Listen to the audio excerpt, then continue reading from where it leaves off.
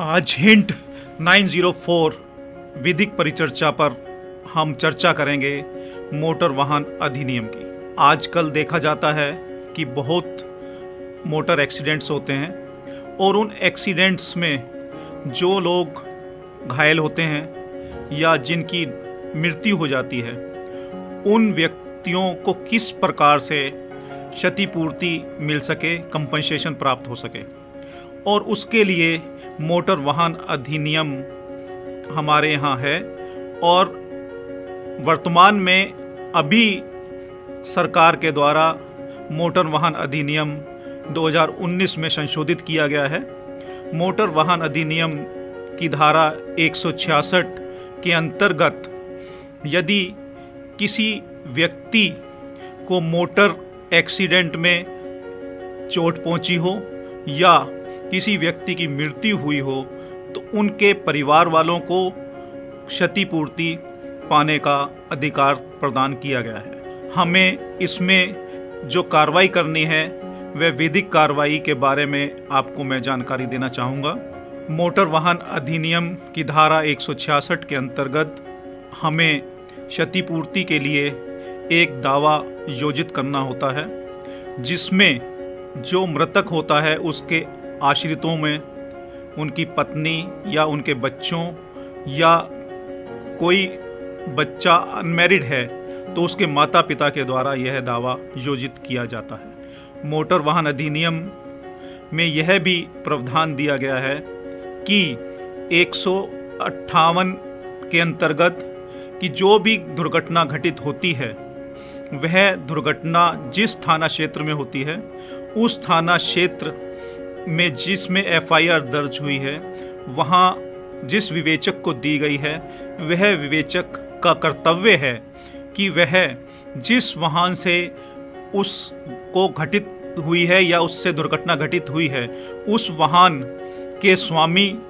व चालक से उनके रजिस्ट्रेशन के कागज और चालक के डीएल की प्रति, उस वाहन के फिटनेस व परमिट व बीमा पॉलिसी आदि का सत्यापन वो कराकर वह न्यायालय में प्रस्तुत करेंगे तथा वर्तमान में जो मोटर दावा न्यायाधिकरण बनाया गया है उसमें उस रिपोर्ट को प्रस्तुत किया जाएगा और संबंधित बीमा कंपनी को जो न्यायिक अधिकारी होंगे वह उनको सम्मन करेंगे और उनको जल्दी से जल्दी, अगर उनके पूरे दस्तावेज कंप्लीट हैं, तो उनको क्षतिपूर्ति प्रदान करने का कार्य किया जाएगा।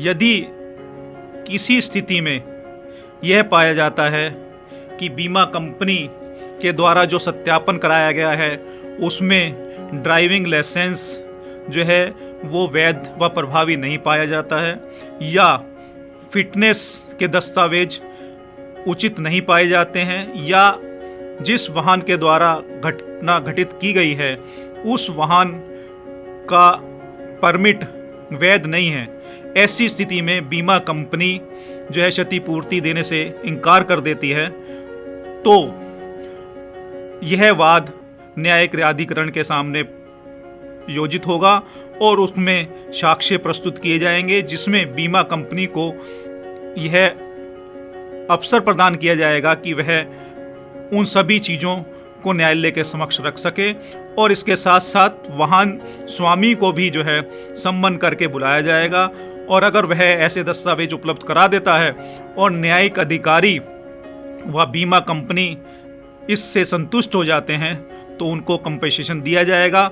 और अन्यथा यदि बीमा कंपनी यह साबित करने में सक्षम हो जाती है कि वाहन स्वामी के जो दस्तावेज हैं वो पूर्ण नहीं हैं, उसमें कुछ कमी है, तो ऐसी स्थिति में वाहन स्वामी पर क्षतिपूर्ति अदा करने की जिम्मेदारी बन जाती है। दोस्तों, यह कार्यक्रम इसी तरह चलता रहेगा। हिंट रेडियो 90.4 एक छोटा सा ब्रेक लेता है और आपको यह म्यूजिकल ब्रेक कंटिन्यू रखेगा। हिंट रेडियो 90.4 पर आज मैं हरप्रीत सिंह जग्गी आपके लिए लेकर आया हूं विधिक परिचर्चा।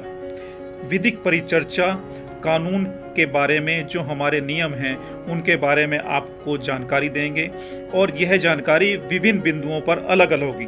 दोस्तों, इस शो के माध्यम से आज आपको मैं बताऊंगा मोटर दावा न्यायाधिकरण में क्षतिपूर्ति किस प्रकार प्राप्त की जाती है।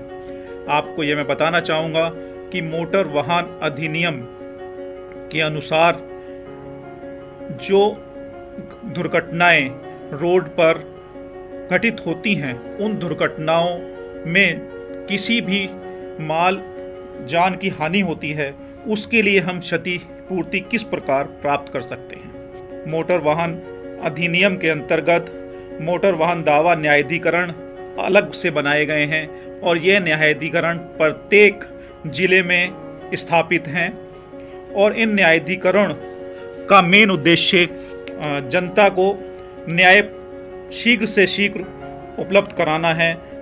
पहले ये होता था कि जब तक ये न्यायाधिकरण नहीं थे हमें क्षतिपूर्ति प्राप्त करने में सालों लग जाते थे, परंतु अब जो ये नई कोर्ट्स बनाई गई हैं, ये स्पेसिफिक मोटर वाहन दावा न्यायाधिकरण के न्यायालय हैं और जहां पर जल्दी से जल्दी इनका निस्तारण होता है। मोटर वाहन न्यायाधिकरण के माध्यम से जनता को शीघ्र अतिशीघ्र क्षतिपूर्ति प्राप्त हो सकती है।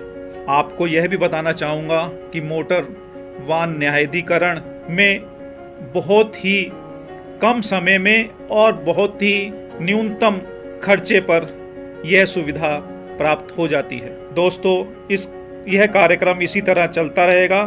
हिंट रेडियो 90.4 एक छोटा सा ब्रेक लेता है और आपको यह म्यूजिकल ब्रेक कंटिन्यू रखेगा। दोस्तों, मैं यह भी बताना चाहूँगा कि रजिस्टर्ड ओनर की यह जिम्मेदारी है कि अगर उसके किसी वाहन जिसका वह स्वामी है से कोई दुर्घटना घटित होती है तो मोटर वाहन अधिनियम की धारा 160 के अंतर्गत यह उसकी जिम्मेदारी बनती है कि वह उस दुर्घटना की सूचना व जानकारी संबंधित बीमा कंपनी को भी दे, अथॉरिटी में भी दे और पुलिस में भी दे।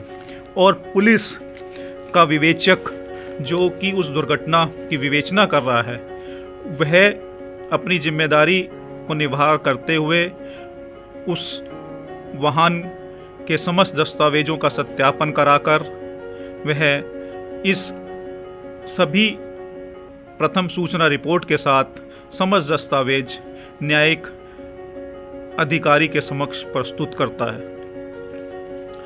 कुछ दुर्घटनाएं ऐसी होती हैं जो हिट एंड रन के अंतर्गत होती हैं, अर्थात उनको कोई ऐसी वाहन से दुर्घटना जिसका पता करना मुश्किल हो जाता है।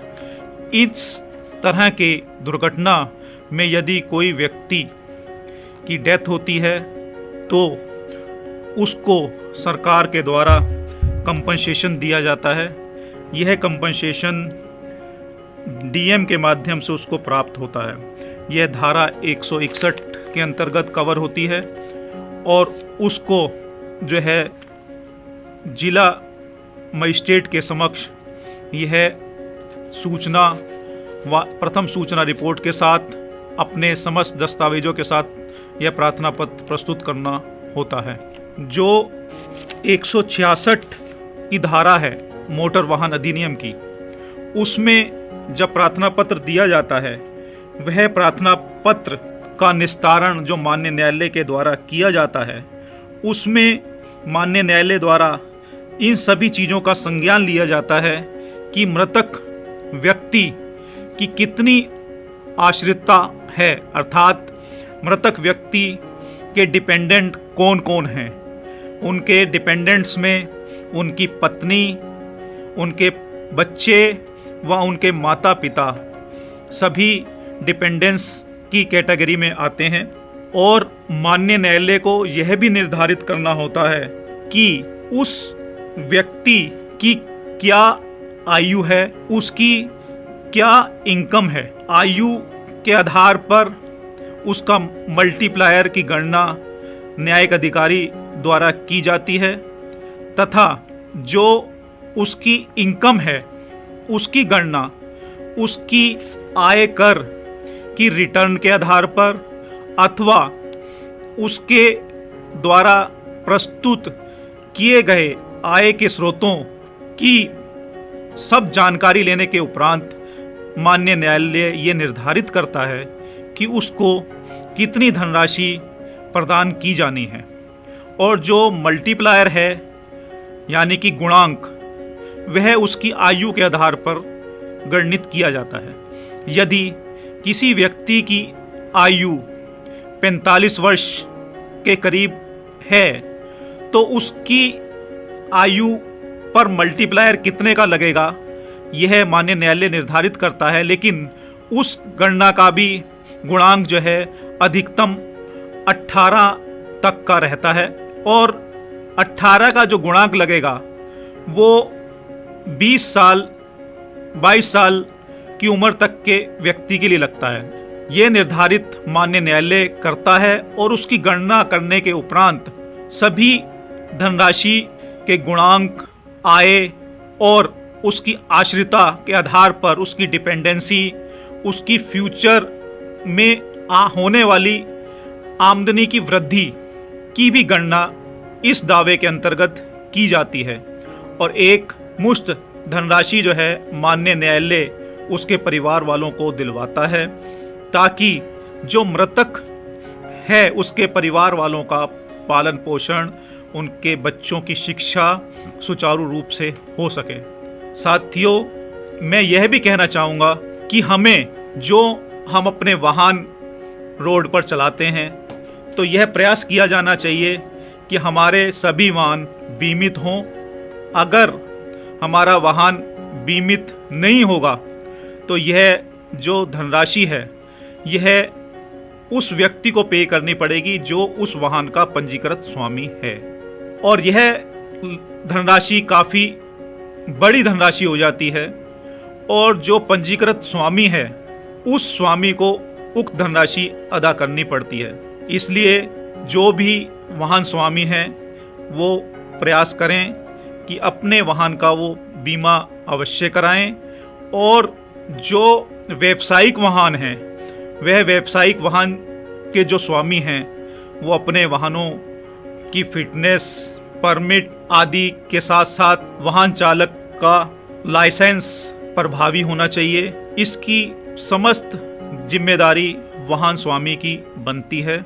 आज हम मोटर वाहन अधिनियम पर चर्चा कर रहे थे और आपने मोटर वाहन अधिनियम की विभिन्न पहलुओं पर जानकारी प्राप्त की। यदि किसी व्यक्ति को इसमें किसी प्रकार की कोई परेशानी है अथवा कोई समस्या है तो वह हिंट 90.4 पर बताए गए कॉल नंबर पर या व्हाट्सएप नंबर पर इसके बारे में जानकारी प्राप्त कर सकता है।